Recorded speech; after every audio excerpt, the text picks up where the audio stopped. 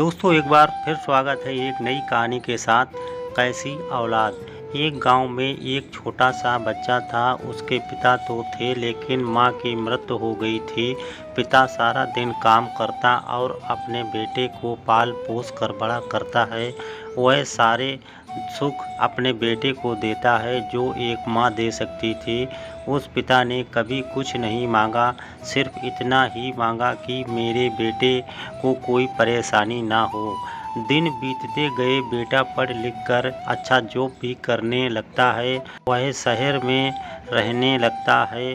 कुछ दिन बाद वह अपने पिता से मिलने आता है और कहता है, पापा मुझे कुछ पैसों की ज़रूरत है। मैं चाहता हूँ कि शहर में ही ज़मीन लेकर अपना घर बना लूँ।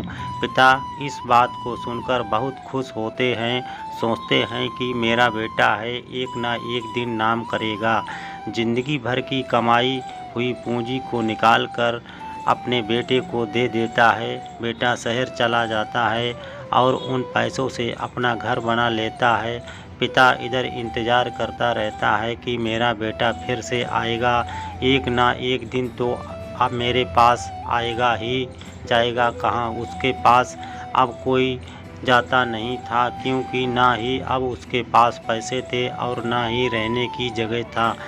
कुछ दिन बाद बेटा फिर लौट कर आता है और अपने पिता से कहता है, पापा अब आप दादाजी बनने वाले हैं। पिता को बहुत खुशी होती है। इस बात को सुनकर वह कहते हैं, तू मेरी बहू और पोता से कब मिलाएगा? बेटा कहता है, बस पापा थोड़े दिन और। पापा मुझे कुछ पैसों की ज़रूरत है, क्योंकि आजकल थोड़ा जॉब में खींचाबींच हो रहा है। इसके कारण से मुझे कुछ दिन के लिए सस्पेंड कर दिया गया है।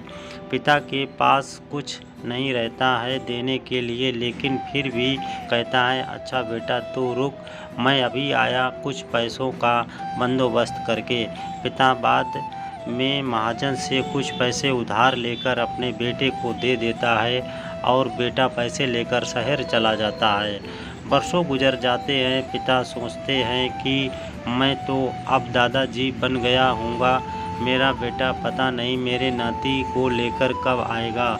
फिर सोचने लगता है, समय नहीं मिलता होगा इसलिए मेरा बेटा अभी तक आया नहीं, वरना आएगा ज़रूर। तब तक महाजन 2-3 आदमी को लेकर उस पिता के घर पर आता है और कहता है कि आपके वादे के मुताबिक मैं पूरे 3 महीने बाद आया हूँ, आपने पैसे ले जाने।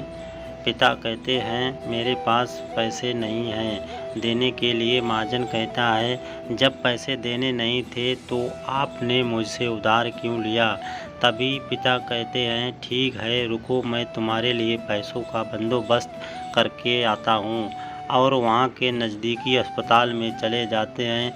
वहाँ जाकर अपना ब्लड डोनेट करते हैं और अपनी एक किडनी बेच देते हैं और उस महाजन का कर्जा छूटा कर देते हैं। किडनी बेचने के बाद उनकी स्थिति और भी ख़राब हो जाती है और वह उस राह में जी रहे होते हैं कि मेरा बेटा एक दिन आएगा ज़रूर। इस आस में जीते जीते एक दिन पिता की मृत्यु हो जाती है, परंतु उस बेटे को अपने पिता को आग देने का भी नसीब नहीं हुआ।